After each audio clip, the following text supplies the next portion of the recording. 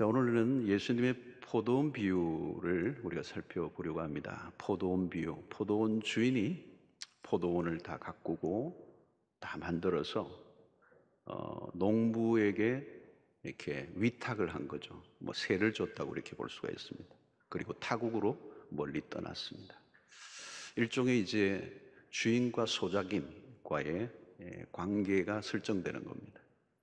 그래서 추수가 되면, 때가 되면 주인에게 그 소출의 일부를 이제 올려드리는 이제 그런 방식입니다. 주인이 농부에게 포도원을 맡긴 것은 귀해죠. 그리고 큰 배려입니다. 드디어 때가 되어 주인이 이 소출한 것을 돌려받기 위해서 종을 보냅니다. 그런데 농부들의 의외의 반응이 나타나요. 주인에게 소출을 보내기는커녕 주인이 보낸 종을 두들겨 패서 보내는 것. 주인이 화가 났겠죠. 이 무슨 일이. 그래서 다시 다른 종을 보냅니다. 근데 또 때려 두들겨 패고 보내는 것. 또 다른 종을 보내니까 이제는 때릴 정도가 아니고 죽여버린 거죠. 아무리 악해도 그렇지 이 주인에게 마땅히 내어야 할 이 소출을 거부하는 행위, 악한 불안당들입니다. 그래서 주인은 최종적으로 선택한 것이 주인의 아들을 보내는 것입니다. 오늘 본문에 보면 사랑하는 아들입니다. 아들이니까 사랑하겠죠. 사랑하는 아들을 보냈어요. 아무리 약해도 주인이 보낸 아들만은 존중히 여길 줄 알았어. 그런데 그 아들을 또 죽여버린 거예요. 자, 오늘 비유의 핵심이 그렇게 어렵지 않습니다. 포도원의 주인은 누구일까요? 하나님. 포도원은 누구를 가리킬까요? 이스라엘을 가리킵니다. 물론 더 확대되면 모든 사람들이겠지만 농부는 누구일까요? 농부는 종교 지도자들이라고 볼 수 있어요. 보낸 종들은 누구를 의미할까요? 선지자들이라고 할 수 있죠. 그리고 마지막 보낸 주인의 사랑하는 아들은 누구이겠습니까? 퀴즈인데 아주 쉽죠, 여러분. 예수 그리스도예요. 자, 이 비유는 모호하지 않고 아주 선명합니다. 자, 당시 유대 종교 지도자들이 이 비유를 듣고 있는 거죠. 그리고 들으면서 반응을 빨리 했습니다. 12절의 말씀. 그들이 예수의 이 비유가 자기들을 가리켜 말씀하신 줄 알고 잡고자 하되 무리를 두려워하여 예수를 두고 가니라. 여러분, 종들을 때리고 죽이고 주인의 아들까지 죽인 자가 누구인가를 금방 알 수 있어요. 자, 오늘 이 비유에서 핵심적인 것 가운데 하나가 주인이 종들을 계속 보내는 작업입니다. 자, 이것은 구약에서 하나님이 선지자들을 계속 보내심을 의미하고 있습니다. 선지자를 보내신 목적은 하나님의 뜻을 전달하기 위해서, 하늘의 계시를 땅에 전달하는 이 통로가 바로 선지자들의 역할이었습니다. 이스라엘을 향한 하나님의 마음을 선지자들을 통해서 드러내셨던 거죠. 선지자들의 메시지 속에는 징계 그리고 심판의 메시지들이 많았어요. 그러나 그 심판과 징계로 끝나는 것이 아니고 그 안에는 하나님의 사랑과 하나님의 관심이 포함되어 있습니다. 참 선지자들은 역사 속에 늘 배척을 받아왔습니다. 이 종들처럼 두들겨 패는 맞아 그 종들처럼. 참 선지자는 누구입니까? 하나님의 뜻을 받은 그대로 백성들에게 전달하는, 딜리버리를 하는 사람입니다. 자기의 소리가 아니라 하늘의 소리를 전하는 일이 사명입니다. 선지자들은 백성들이 영적 무지를 깨닫게 하고 그들의 위치를 알려주는 일을 선지자들이 했어요. 백성들이 죄를 질타하기도 했지만 백성들에게 위로와 소망을 주기도 했습니다. 대개 선지자들은 위기의 시대에 활동을 했어요. 위기의 시대는 어쩔 수 없이 경고의 메시지가 많았어요. 다가올 심판을 예언하고 미래에 닥쳐올 일들을 선포한 것입니다. 당연히 경고나 심판의 메시지는 백성들이 듣고 싶어하는 메시지가 아니에요. 여러분, 어느 시대나 거짓 선지자들이 많았습니다. 그들은 하나님보다 백성들의 눈치를 더 많이 보았습니다. 백성들의 가려운 길을 긁어주는 일에 능숙했습니다. 그래서 결코 평안하지 않은데 거짓 평안을 빌어주며 백성들의 마음을 다독여주는, 그러나 사실은 백성들을 속인 것입니다.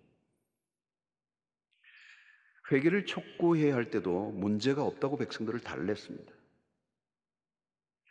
여러분, 참 선지자들은 그렇게 할 수가 없어요. 백성들에게 가감없이 하나님의 말씀을 전달하는 역할을 하는 거죠. 그때 선지자는 자기가 전하고 싶은 말씀과 다른 말씀을 하늘로부터 받으면 곤란해집니다. 그럼에도 불구하고 자신이 전하고 싶은 메시지를 전해서는 안 돼요. 하나님이 들려주신 말씀을 전해야 되는 거죠. 문제는 선지자가 전하는 이 메시지와 백성들의 기대가 일치하지 않을 때입니다. 그때 충돌이 일어나는 겁니다. 사실 여러분, 이 설교 자리도 충돌이 많이 일어납니다.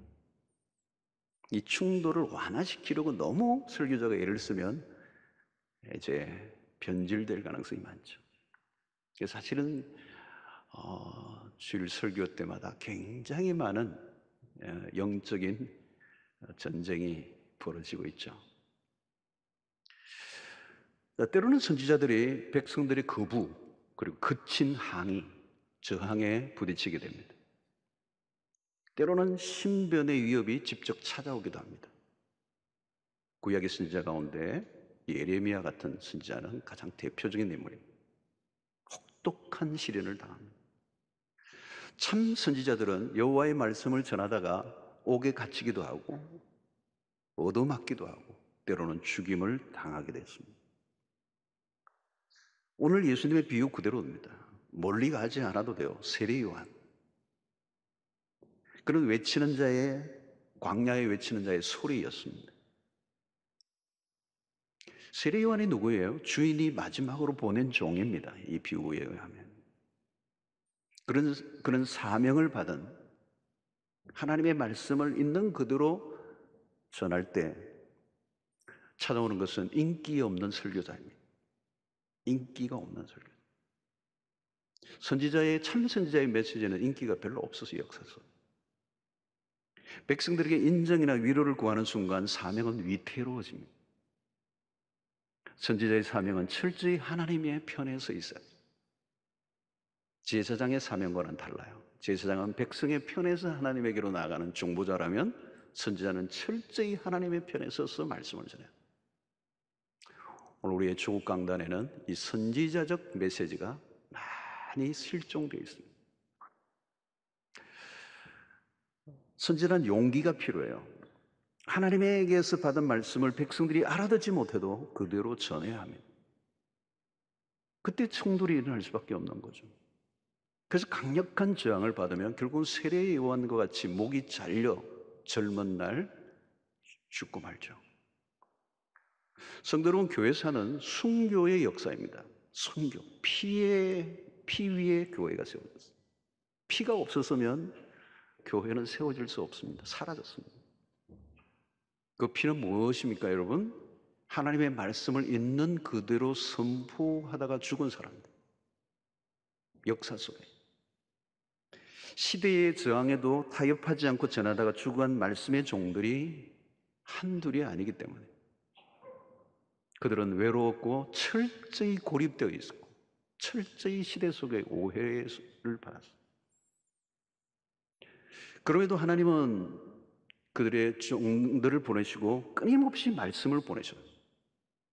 오늘 우리가 이렇게 말씀을 자유롭게 듣고 있다는 것은 놀라운 축복, 놀라운 축복. 지금 하나님의 말씀이 여러분들의 귀에 들려지고 있습니까? 그냥 귀에 들려는 게 아니라 우리의 내 심령에 깊이 들려지고 있다면 하나님의 은혜가 임했다는 것입니다. 하나님은 때로는 설득하시기도 하고 때로는 권면하시기도 하고 때로는 명령하시기도 하고 때로는 경고하시기도 합니다. 반역하며 도발적으로 나와도 주인은 분노하고 그들을 응징하지 않습니다. 그래도 종을 또 보내십니다. 때려 보냈는데도 종을 또 보냈어요. 말씀에 대한 반응을 하지 않아도 또 보내셔요. 말씀을 계속 보내시는 거예요. 여러분, 우리는 가끔 느끼는 것 중에 하나님은 악한 자에 대해서 너무 관대하신 것 아닌가?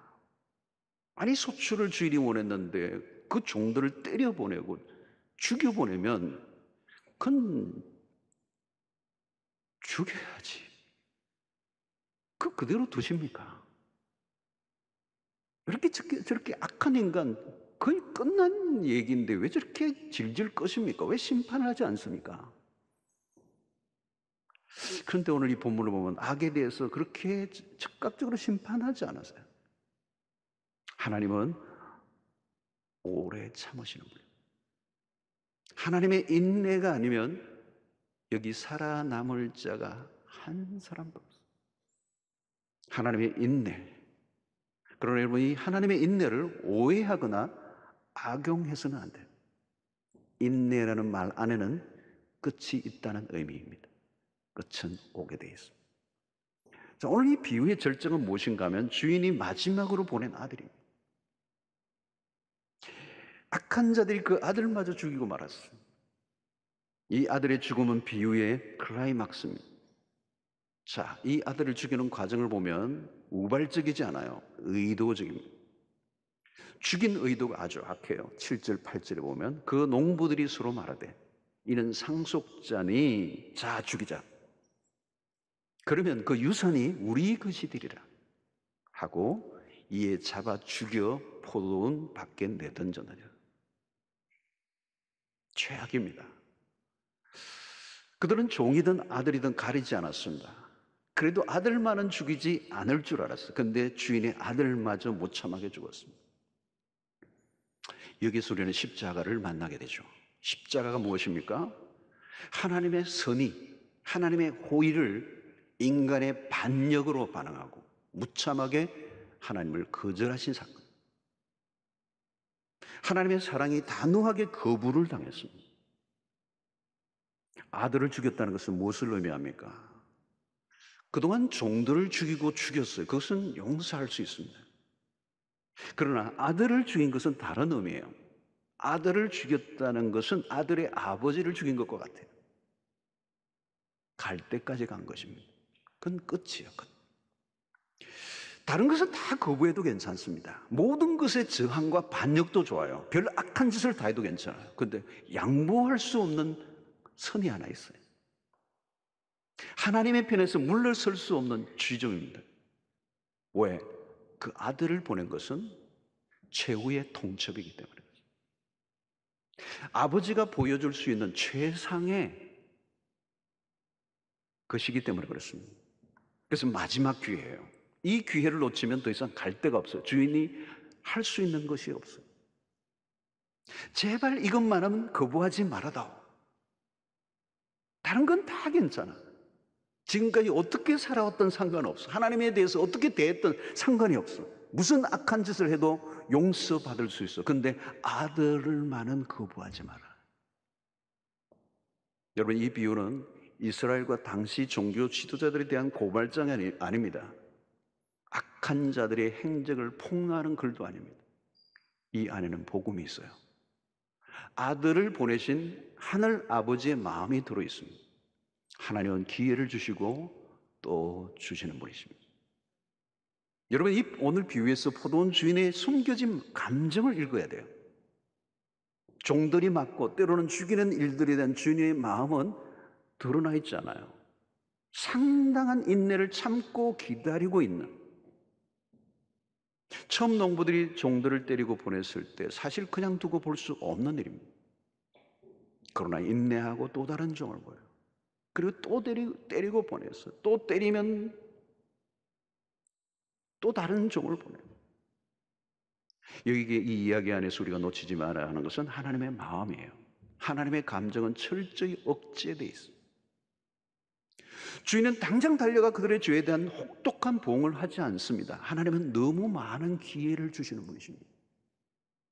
성경 안에서 만나는 하나님은 자비로우시고 인내가 한이 없으신 분. 노아 홍수를 보면서도 마찬가지. 120년 동안 노하기를 더디하시는 하나님. 하나님은 언제나 기다리시는 분이십니다. 근데 여러분, 그 인내의 끝이 있다는 거예요. 기회의 문이 닫히는 날이 오는 겁니다. 인내의 끝은 심판입니다. 사랑하는 아들을 보내신 아버지는 최선을 다했습니다. 하나님은 구원을 위해 하실 수 있는 최상을 보여주신 겁니다.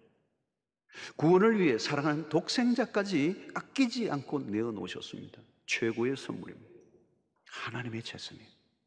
그런데 그 하나님의 최선, 하나님이 할 수 있는 모든 것을 쏟아붓는데 거기에 대한 인간의 반응이 뭐예요? 그 아들을 죽여버린 것입니다.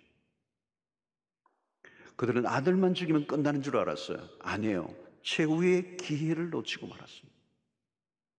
가끔 여러분 사회생활을 하면서 다양한 어떤 세상에서 오는 기회들이 오죠. 그리고 그 기회를 놓치면 우리는 매우 안타까워합니다. 절호의 기회인데. 여러분, 그러나 세상에서 우리가 어떤 기회를 놓쳐도 너무 안타까워하지 마세요. 또 기회가 와요. 어쩌면 이번에 놓친 것 때문에 더 좋은 기회도 올 수 있어. 아니, 안 와도 그 놓친 기회가 내 인생을, 내 운명을 바꾸는 건 아니에요. 여러분, 하나님이 주시는 오늘 이 기회는 다른 것이에요. 세상에서는 마지막에도 마지막이 아닐 수 있어요. 그러나 하나님이 주신 이 파이널, 한 번의 거절이 돌이킬 수 없는 선택이 될 수 있다. 다른 기회를 다 놓쳐도 지나고 나면 별것 아닐 때가 많아요. 이번에 청약 놓쳐도 또 올 수 있어요. 그러나 여러분, 놓치면 안 되는 게 있어요. 바로 예수 그리스도. 다른 것은 거절해도 괜찮아요. 그리스도를 거절하면 더 이상 갈 곳이 없어요. 그리스도를 거절하면 안 된다는 거예요. 그리스도를 받아들여야 산다는 거죠. 모든 죄는 용서돼요. 그리스도만 받으면, 그리스도만 믿으면, 그분을 거절하지만 않는다면 우리의 모든 죄는 용서를 받을 수 있어요. 여러분, 영적 무지가 얼마나 무서운지 몰라요. 내가 무엇을 거절하는지 모르고 거절한 거예요. 망하는 줄 모르고 망하는 거예요. 그 거절이 영원을 가르는 일이라는 걸 모르는 거죠. 이것은 불행 정도가 아닙니다. 영적 무지처럼 무서운 일은 없는 것이죠. 지금도 하나님은 기회를 주고 계십니다. 거절당하고 죽임당한 아들 예수는 건축자의 버린 돌이 되었다고 그랬어요. 10절에 보니까 너희가 성경의 건축자들이 버린 돌이 모퉁이의 머릿돌이 되었나니. 여기 버림받았다는 것은 무가치하게 취급을 받았다는 거죠. 가장 귀중한 보배를 가장 쓸모없는 돌로 여겼다는 거예요. 얼마나 영적으로 어두운 상태에 놓였는가를 보여줍니다. 어두움이 깊으면 보배를 보배로 알아보지 못합니다. 자, 오늘 이 비유는 오늘날에도 그대로 적용되고 있습니다. 예수를 거절하는 문화 속에 우리는 살고 있습니다. 아주 귀하지 않는 그냥 버림받은 돌이야. 싫어 버림받았다. 예수를 부정하는 시대예요. 예수의 이름을 싫어해요. 예수 얘기하면 갑자기 알러지 반응을 일으켜요. 뭐 사람이 갑자기 막 도는 거예요. 여러분, 예수를 부정하고 죽인 곳은 그것으로 끝나지 않아요. 인간이 하나님의 자리에 앉습니다. 왜 사람들은 하나님을 그렇게 입에 거품을 품고 욕을 하고 부정하는가? 그 안으로 들어가 보면 자신이 신이 되고 싶어 하기 때문입니다. 하나님이란 존재를 지워버리고 싶은 거죠. 오늘 포도원의 농부는 주인이 보낸 종을 죽이고 유산을 받을 아들까지 죽였어요. 뭐라고요? 그 목적은 포도원을 자신의 소유로 삼기 위하여. 자신들이 소작인이라는 사실을 부정하고 주인 행세를 하고 싶은 거죠. 주인의 것은 결코 자기의 것이 아니에요. 그런데 자기의 것으로 소유하려고 하니 주인이라는 존재가 거북스러운 거예요. 그리고 그 주인의 유산을 받을 상속자를 죽여버리는 거예요. 여러분, 하나님을 부정하거나 배척할 때가 언제인가? 내 마음대로 살고 싶을 때. 내가 하고자 하는 일에 하나님이 방해가 될 때 그 존재는 부정되는 거죠. 지금도 신을 배척하는 시대, 이 탈종교화의 시대, 신의 자리에 인간이 앉아있어. 모든 주도권을 인간이 쥐려고 하는 것입니다. 인간은 지금도 바벨탑을 쌓아 올리고 있습니다. 하늘까지 닿고자 합니다. 하나님에 대한 도전이에요. 하나님에 대한 의존으로부터 벗어나려고 하는 시도입니다. 가만히 보십시오. 하나님에 대한 저항 문화. 그러나 그 안에는 그 모든 인간의 시도는 무모하게 끝나고 맙니다. 바벨탑을 쌓다가 인간은 스스로 혼란 속에 빠져들죠. 왜냐하면 하나님이 용납하지 않으시기 때문에. 하나님을 부정할수록 인간은 또 혼란 속에 빠져들어갑니다. 건축자들이 부린 돌이 모퉁이의 머릿돌이 되었다. 건축자는 누구입니까? 그 당시의 종교 지도자들이에요. 머릿돌이 무엇입니까? 건물을 결정하는 돌입니다. 건축자들이 버린 바된 예수는 모든 이름 위에 뛰어난 이름이 되셨어요. 그리스도는 새로운 성전을 위한 요긴한 돌이 되었습니다. 절대 권위자는 하나님이시죠. 하나님의 반대편에 서면 이길 수 없습니다. 그러면 끝이에요. 외통수가 되는 것이죠. 왜 인간은 하나님의 이 호의를 거절할까? 잘못된 세팅 때문에. 하나님의 목적을 이해하지 못하기 때문에. 자신의 목적에 빠져 있을 때 하나님의 제안을 거부하게 됩니다. 죄의 모습이 무엇입니까? 그 죄의 모습을 아주 사실적으로 표현한 구절이 이사야 53장 6절의 말씀. 우리는 다 양 같아서 그릇 행하여, 그 그릇 행한다는 게 구체적으로 무엇인가? 그 다음에 각기 제 길로 가끈을, 이게 사사기의 핵심입니다. 자기 소견에 옳은 대로 행하였더라. 사사시기 시대는 왕이 없었다는 거예요. 모두가 왕이었던 거죠. 죄인은 언제나 그릇된 길을 갑니다. 이유는 무엇일까요? 자기의 길을 고집하기 때문에. 죄는 고집의 형태를 띱니다. 노아의 때를 보십시오. 모두 열심히 살아요. 별일 없어 보여요. 무엇이 문제입니까? 자신들의 삶이 이미 풀 세팅되어 있는 것. 거기에는 하나님을 받아들일 여지가 없습니다. 모두가 my way. 나는 나의 길을 가련다. 탕자 문명의 속성이에요. 하나님을 떠난 순간 인간의 삶은 혼란 속에 빠집니다. 뿌리가 잘려나간 꽃의 운명과 같아요. 현대 문명이 얼마나 화려하고 거대합니까? 그러나 안으로 들여다보면 위기 중의 위기입니다. 내가 내 길을 열심히 걸어가는 것, 그게 여러분 죄입니다. 어떤 사람은 내가 예수를 거절하지 않았다고 말합니다. 맞아요. 나는 내 길을 걸어갔을 뿐이에요. 열심히 사는 게 무슨 죄인가? 죄입니다, 여러분. 하나님 없이 열심히 사는 게 죄 중에 죄입니다. 그들에게는 하나님이 전혀 필요하지 않아요.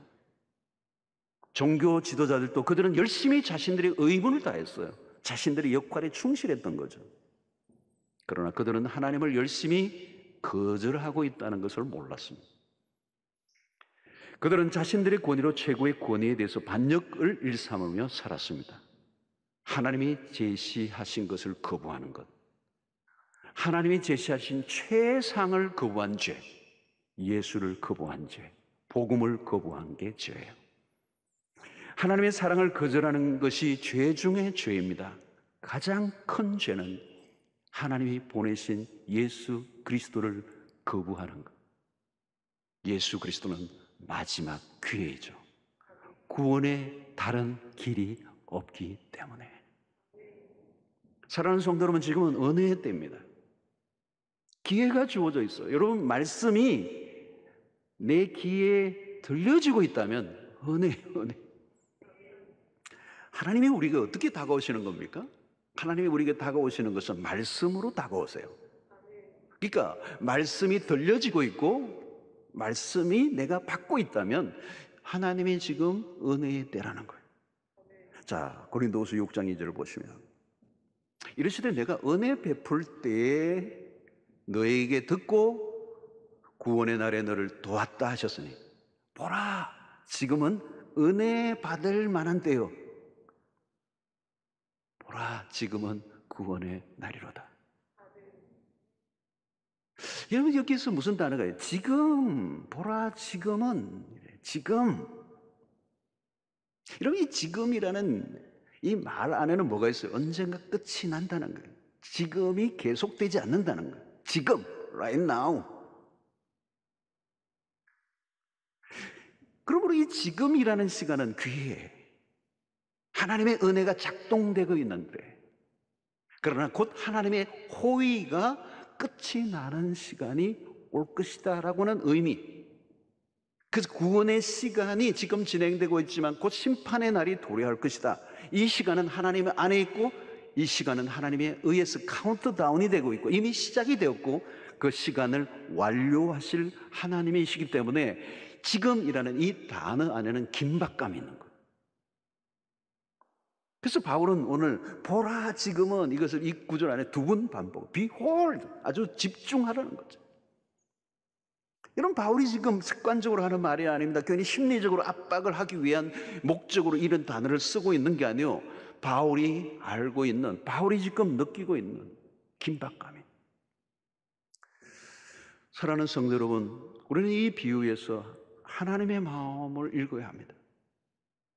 예수님은 비유를 듣는 백성들이나 제사장들이 다 돌아오기를 바라셨어요. 종교 지도자들이 주님의 말씀을 듣고 온전한 반응을 하기 원하셨어요. 그러나 그들은 예수를 죽이기 위해 구체적인 모의에 들어갑니다. 예수님의 비유는 메시지가 선명합니다. 중요한 것은 듣고 난 다음의 반응이죠. 말씀을 받을 때 일어나는 반응이 중요합니다. 똑같이 말씀을 받는데 반응이 다르다는 거예요. 여러분 말씀을 우리는 빛으로 비유를 많이 합니다. 빛이 똑같이 비추는데 어떤 데는 막 살아나는데 어떤 경우에는 그 빛이 비추니까 죽어버리는 거예요. 말씀의 빛이 비추어질 때 우리의 죄가 드러나요. 그러면 회개하는 사람이 있는가 하면 더 강팍해지는 사람이 있어요. 완강하게 저항을 하는 거예요. 말씀을 받을 때 막 화를 내는 거예요. 격렬하게 거부하는 걸 보이는 거예요. 사랑하는 성도 여러분, 예수님의 공생은 한마디로 이런 시대였던 거죠. 성도 여러분, 예수 그리스도가 오시면 그야말로 잔치집이 열린 것 같아요. 그래서 요한복음 2장의 가나의 혼인잔치는 예수님의 첫 번째 이적입니다. 그 첫 번째 이적이 잔치집에서 벌어졌다는 사실은 굉장히 상징적인 의미가 있어요. 이미 유대 종교는 파장이에요, 파장. 잔치집이 다 끝이 나버려요. 포도주가 떨어져서 이제는 더 이상 기쁨도 없고 아무것도 없고 의무적 수행만 있는 힘없는 낡아버린 생명력 없는 유대 종교. 그 끝판에 예수 그리스도가 오시는 거예요. 그리고 예수 그리스도가 오시자 이제 잔치집이 열린 거예요. 생명의 축제가 열린 거예요.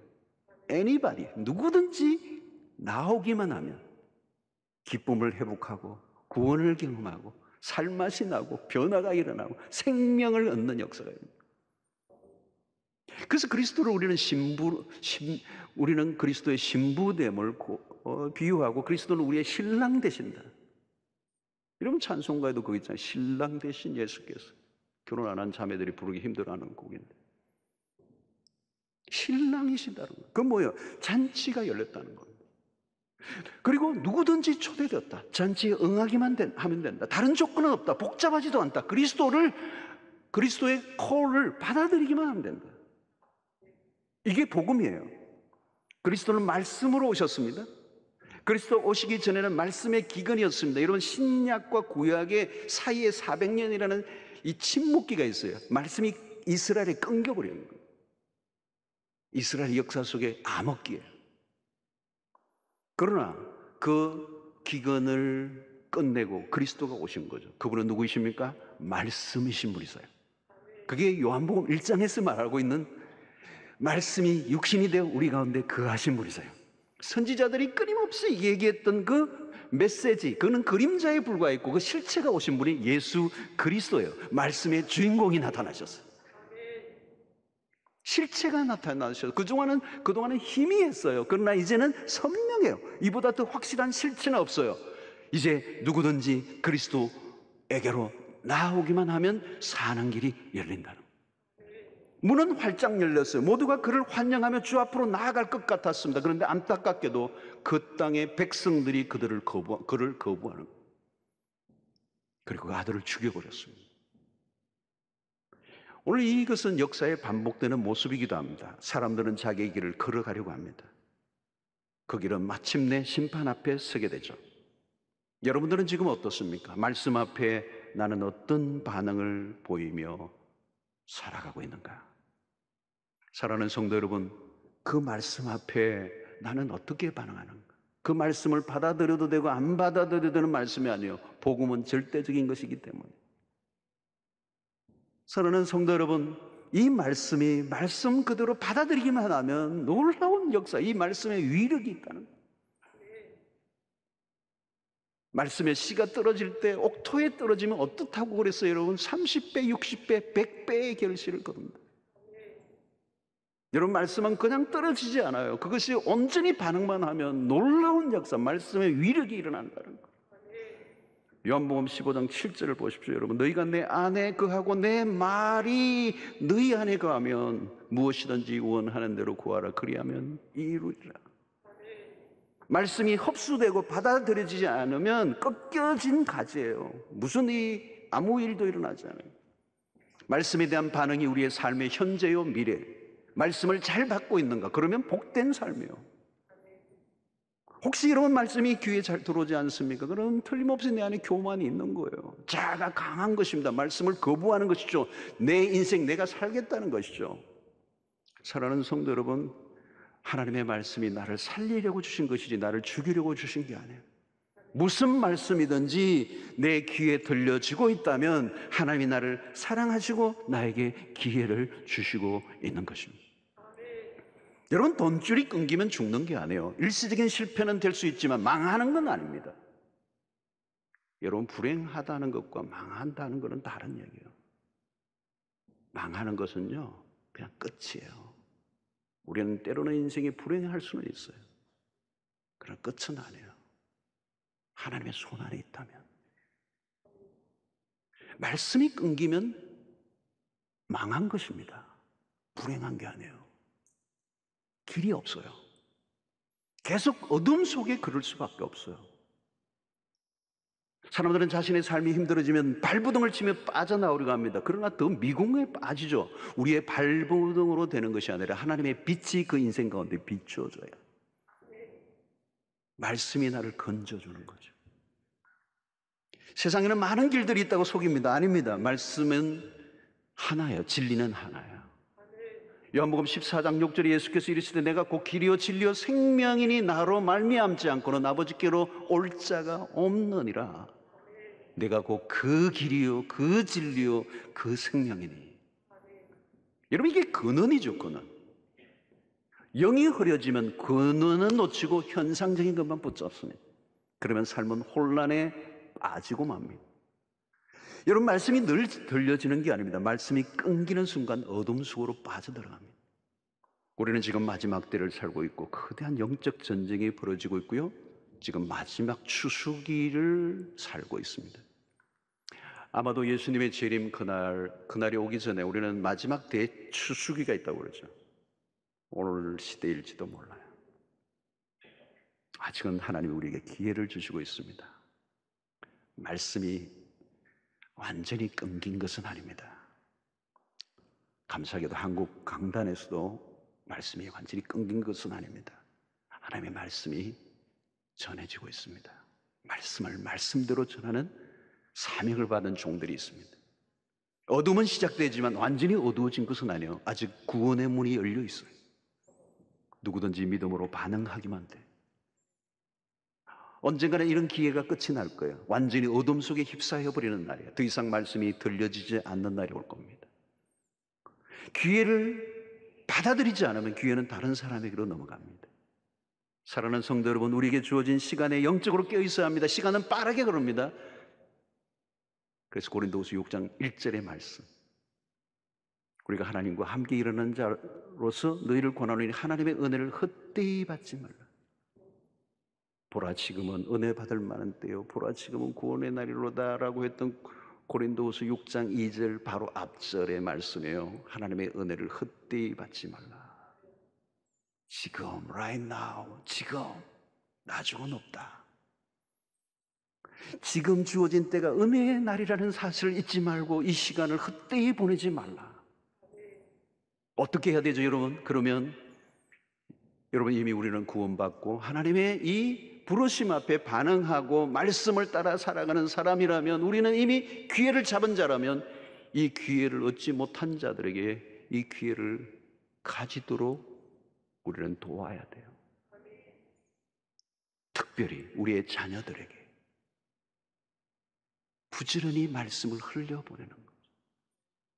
여러분, 기회가 있을 때예요. 아이들 금방 자라요. 우리 애기 엄마들 이렇게 좀 빨리 자라라 그러는데 빨리 자라요. 금방 자라버려요. 금방 머리가 커요. 조금만 머리가 더 커도요 부모 말 안 들어요. 말씀을 들려주고 싶어도 안 받아요. 세상의 영향을 받아버리면요 힘들어요. 강권적인 역사가 아니면요 부모가 무슨 말을 해도 안 받아요. 게임 끝이에요, 여러분.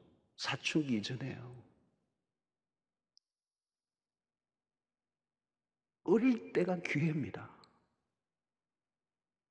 성령이 여러분들 가운데 음성을 들려주시기 바랍니다. 크신 분들 난 모르겠어요.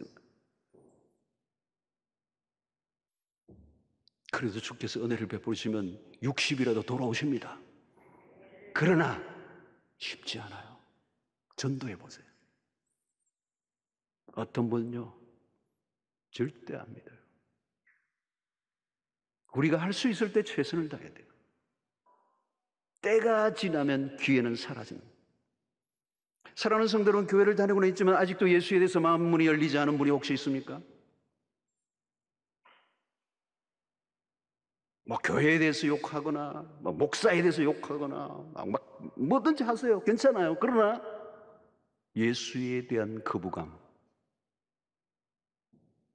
예수를 부정하지는 말아주세요.